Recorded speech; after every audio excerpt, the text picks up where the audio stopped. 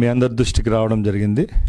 ఇప్పుడు కొత్తగా ఒక బచ్చలకూరి జోసెఫ్ అనే అతను, అంటే మన తెలుగు రాష్ట్రాలకు సంబంధించిన అతను, ఒక సోషల్ మీడియా అకౌంట్ నుంచి రాష్ట్ర ప్రభుత్వం మీద, రాష్ట్ర ప్రభుత్వాలకు సంబంధించి వ్యవస్థల మీద ఈరోజు నెగిటివ్ కామెంట్లు పెట్టడం జరుగుతూ ఉంది.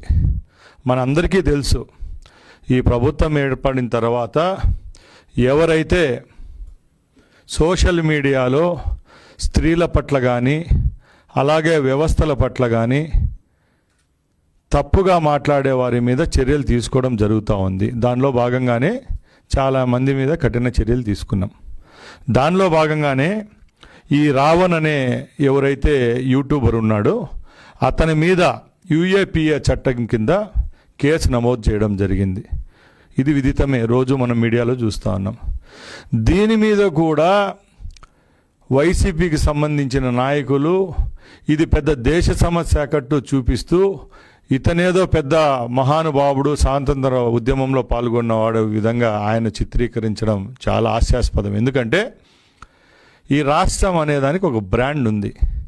గత 5 సంవత్సరాల్లో రాష్ట్రానికి మబ్బులు పడితే ఇప్పుడిప్పుడే ఆ మబ్బులు విరుగుడైతూ రాష్ట్రానికి పెట్టుబడులు వస్తూ ఉన్నాయి. ఒక పక్కల చంద్రబాబు గారి నాయకత్వంలో ఇవన్నీ జరుగుతూ ఉంటే, ఒక పక్కల జగన్మోహన్ రెడ్డి గారి నాయకత్వంలో ఇంకో పని చెడగొట్టే ప్రయత్నమే ఇలాంటి రావణులు, రావణాసురులు. మేము ఒకటే చెప్తున్నాం, మా ఆత్మస్థైర్యాన్ని, మా నాయకుడి యొక్క కమిట్మెంట్ను ఎవరు దెబ్బతీయలేరు. దీనికి ఒకటే కారణం, ఆ రోజు మీరు చంద్రబాబు నాయుడు గారిని అరెస్ట్ చేసిన రోజే తెలుగుదేశం పని, తెలుగుదేశం పార్టీ పని అయిపోయింది అనుకున్నారు. ఏమైంది? మీకు 11 సీట్లు వచ్చినాయి. భారతదేశంలో ఏ రాష్ట్రంకో లేని విధంగా ఈ రాష్ట్రంలో మాకు అధికారాన్ని కట్టపెట్టడం జరిగింది. ఇప్పుడైనా శుద్ధంగా బాగున్నారా? అది లేదు.